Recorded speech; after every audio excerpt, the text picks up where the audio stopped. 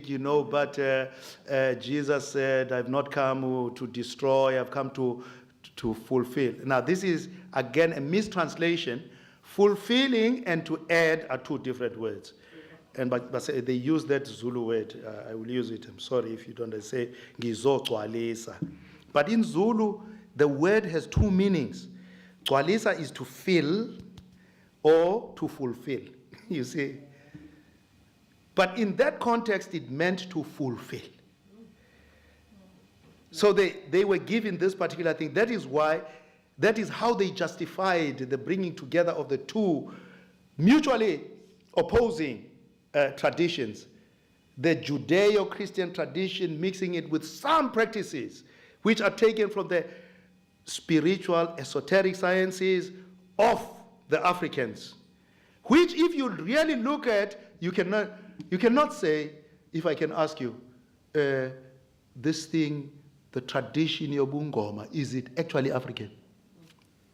Because there's one thing with Sangomas. Sangomas never invite you to come to them. There's no Sangoma who invites you. You see them in the street here. If you go to any Sangoma, the first thing that they will look at you is they will say, welcome to our house. But they don't even ask you who sent you, because they are plying their trade and they know that thing. And you find that from each and every one of our families, there must be somebody who's connected to that Sangoma thing. Is it not so? Yeah. No, I have four grandfathers. They are not Sangomas, but they were herbalists of the highest order. And there were people who were, in English they say clairvoyant, They could throw the bones and they could tell you things. And one of my grandfathers used to do very, very amazing things. People would come to him and he would put his mouth, cut here with a razor blade and put his mouth here and take out funny things. I don't know. How can a spider live in a human being and all these other things?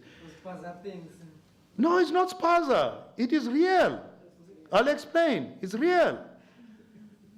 That when I met a hadith of the Prophet ﷺ, somebody came to him and said, I'm getting this feeling that if you pray for me, I will be saved from my sickness. And the Prophet ﷺ said, no, why don't you pray to Allah? He says, no, my heart tells me that you will do that. He said to this particular, it's a woman, or it's a man, go and get me water.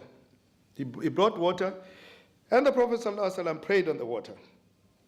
And then he said, drink this water and pray to Allah 2 rakats for him to heal you. And then later on, I don't know when, he vomited something, but it was a small frog. And the frog was dead, and he brought it to the Prophet ﷺ. Listen to what the Prophet ﷺ said, yes, the sickness, Allah caused you to see that the sickness has come out, but it materialized in the form of a frog. Do you understand? It was only materialization to show you that it is done. Because human beings are different. We operate at a level where we want to see that it is happening. And so this is how he, sallallahu alaihi wasallam, he's our prophet, explained it. So when this thing happens, it happens for a reason, but many people, because the Sangomas and Inyangas don't explain that, they say, you see what is happening. This is where we are tricked, where you think, hey, who is this? Maybe the neighbor put it in me. Maybe my friend. Maybe so-and-so, maybe so-and-so. And they do not explain. My aunt, your mother. They say your mother. And the Prophet ﷺ said, no, that is haram, we cannot do that. Now, these are all the issues which the convert comes into the deen with. Although the Quran says, when you enter Islam, enter wholeheartedly, fully. Udkhulu fi silmi kafa, your whole body. So you are in Islam. And the issues, you encounter issues. As I am saying, there are people who get good dreams. There are people who, for one reason or the other, you see it even in the internet. When you go into all these spiritual things, they say, here is this man, he's walking down the passage, and here is a shadow coming this way. He does not see it. And another one, he is standing in waiting for a lift, and somebody drags him down the passage. And you know what happens? And all these. And sometimes it can happen to you as a Muslim. And these are the issues. How do you deal with such things? And that is why I wanted this thing to be interactive and to look at this, because at another level, it's not that we are only Muslim. There is something else which imposes itself, and it seeks to disturb and divert you from what you are about as a Muslim. So how do we deal with this? The floor is open. It was a long introduction. Thank you. But I hope that it makes sense. Does it? Fruitful one. Thank you. I was talking about the thing of ancestors, that we do believe in the ancestors. You know, there is something, I remember once we were doing Qurbani, the time for slaughtering. And for the first time in my life, somebody came with about 6 sheep. Now, I was assisting at that time. We were slaughtering maybe about 1,000 sheep and all that, and that's big work. And I was helping, slaughtering, and somebody came and says, this one is for me, this one is for my wife, this one is for my son, and this one is for Rasulullah. I got a shock. I got a shock. But anyway, I did it because I was there. So I said, make your intention. Me, I do not know. Bismillah, Allahu Akbar.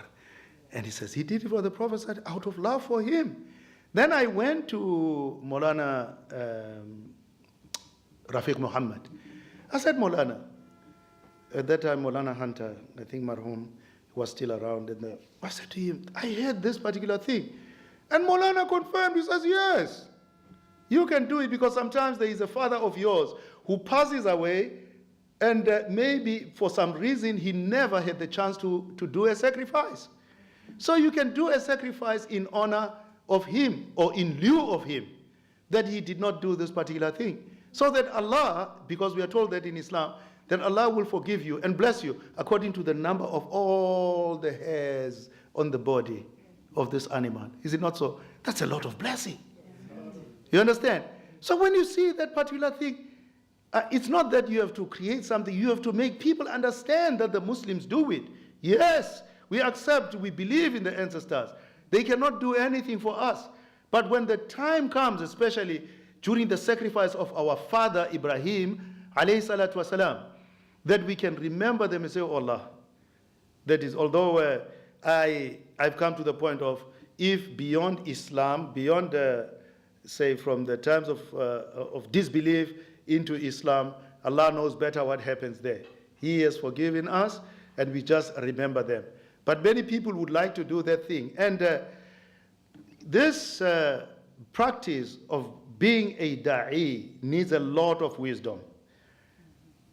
And there will be a lot of wastage of money as well when you want to buy people out of disbelief into belief. You will allow them at times to sacrifice that thing because they feel that they have to do it for their parents. Why not? Because they are from their parents. They did not just come into Islam from nowhere, although their parents were not believers.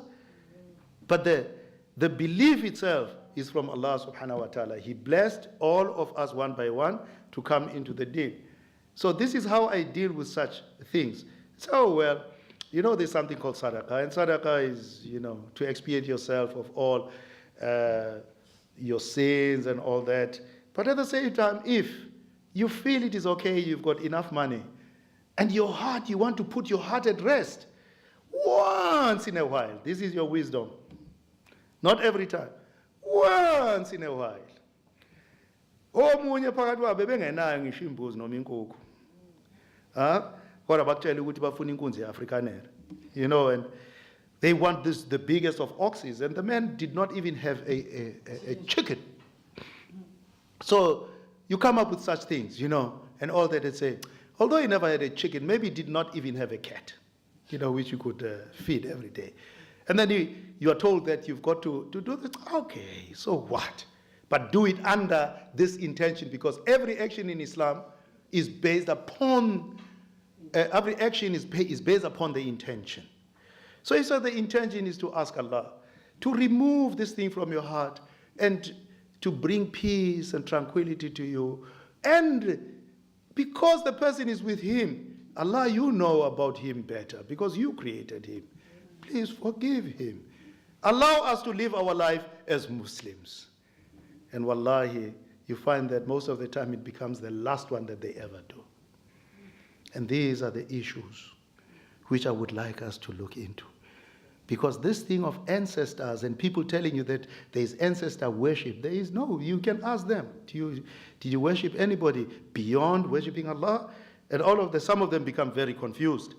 And nowadays it has become, I remember the late Ahmad Didat, may Allah be pleased with him, he said, you see, in my age, I can say things which you as a young man, you cannot say. I was in his offices. He just dared me. He says, I can say anything now because I'm very old. Some of the people, if I meet them, out of the experience that I have realized that there are certain things, out of what I have been taught and what I've experienced, that I can say and challenge people, and they will believe. And they will follow. And they will always say, thank you. You have put my heart at rest. It happens over WhatsApp. It happens over the radio or where they call me. Especially many people call us about this issue of our ancestors. Is it not so?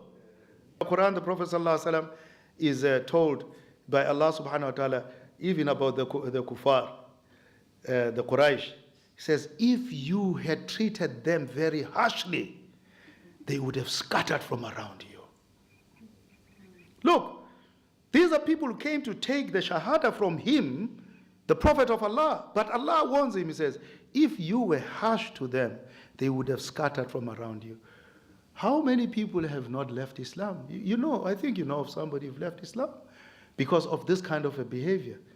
No, my Maulana told me this and my Maulana told me that, and all that. The people say, damn it, I'm leaving this thing because there is no wisdom about this. I'm a person who believes, that you do have somebody who must spiritually mentor you. Because there are a lot of people who know a lot of things. Some of them, they might not be Hafiz of Quran and all that. I've met among even non-Muslims, there is a lady who was totally illiterate, but what a lady. Everybody of that community, she's a Lutheran, everybody in the community, when they have problems, they come to her. And in the basic wisdom that Allah gave her, she's able to solve their problems for them. And she's always in her house. She doesn't go out. When they ask her, why don't you visit? And say, I only visit for a reason. This is my house. And she'll either be inside the house cooking and cleaning or in her little garden. And she's always working. And people are very surprised that, how can this thing happen? Her husband passed away and she never got married again. But she is this kind of a person. And at times she was saying, I see a lot of things happening in the church. There would be extramarital affairs in the church. And it says, this thing is not supposed to happen for people who claim that they believe. She can't read the Bible. She listens. And such people are deep. So when you find such a situation, and that's why we pray to Allah to give us wisdom. Knowledge and wisdom. And once we have wisdom, we will be able to deal with situations. There is also another thing that I wanted to point out, especially to the sisters. There's something that is happening when we accept Islam, for those who have accepted Islam. When you come into Islam, you come into a deen, and you're told that Islam is complete. And it is complete with a lot of things that you can question also. For instance, you come into Islam and you meet this verse which says, if you cannot deal justly with the orphans, you can marry 2, 3, or 4 women of your choice. And Islam says you must enter Islam completely. So you are even challenged, you as a woman, that when you enter, hey, I will have a husband. And Allah says to the husband, if you like, it doesn't say woman, it says husband, if you like, you take 2, 3, or 4 of your choice. But if it is difficult for you, only stick to one. So you find in our society, because we come from a background of Christians who as Jimmy Swaggart said, Says, when I chose a wife, I went for the best. And at the same time, he was going to the worst of places. We were not. And at the same time, he was found with all these magazines of perversion and all that. And the women are challenged. But this is, how do you, as especially coming from an African background, how would you deal with this particular ayah? The Africans have a solution. And the solution is very simple. If you go among the vendors, when a woman is married by a man, and she is unable to bear children for the man, the vendor culture allows her to go out and look for a woman who will be her companion in this marriage. Because she was married to come and assist in multiplying the numbers of this family. So she will go out, and it is their culture. Herself, yes. And she has her own wealth, her own cattle. I will come to that. There are many things which, as the Sheikh has said, that there are so many similarities between Islam and the African culture. I will come to those. This topic becomes very long. She will go out, and then you'll find that when the children are born, if this second woman gets the children, now the children have two mothers. The father is only the procreator. And now the first wife is going to be honored because she brought honor to the family by opening up her heart to the greater society. She wishes for herself Jannah. She did not allow the husband to be an adulterer so that he has this wish to have a child, and he goes and looks surreptitiously in corners for a woman who can bear him a child that is not born within wedlock. The woman stands out as a queen and says, I will honor my husband, because there were so many women out there. He could have chosen anyone, but he chose me instead. But I will honor him by bringing this, because the children are going to honor me and honor my husband. So this is how the thing is done.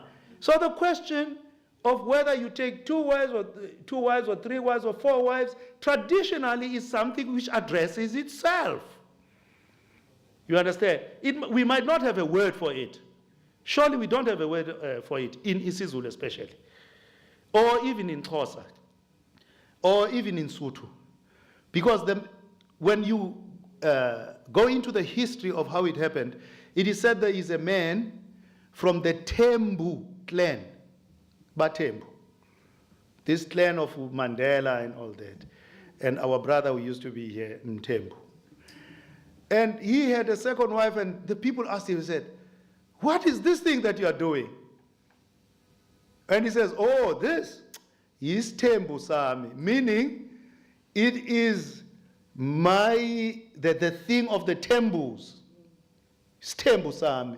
Like I would say, if somebody asked me if I have a second wife or a third wife, I say, Isbele Sami les. Islamini Sami. Do you understand? But because he was the first man to do that thing, it became his temple. And everybody, the Sothos would say, it's Sitebu, it's temple. It's the same thing, you understand? Now, these are some of the issues, and they need to be looked, when such things happen, they require not a sitting like this, they require a family sitting, where people sit down and you look at these issues. That's why I'm talking about issues. These are the issues you are coming up with. For instance, many people do not know that we do, among the Africans, have you can call it a latent or a very quiet or quiescent system of wealth generation. When anybody comes and he says to the chief or Induna, I would like to live among you, he's given a piece of land. There's the basis of having any wealth is to have a piece of land. And you are given a piece of land to plant for your children and all that. And they will look at you. Do you have any goats? Do you have any cattle? No. Then they will give you goats. They will give you a cow to milk. And after some time, they will say, Masbuye masisweni. In other words, they are farming out these things to you. It is a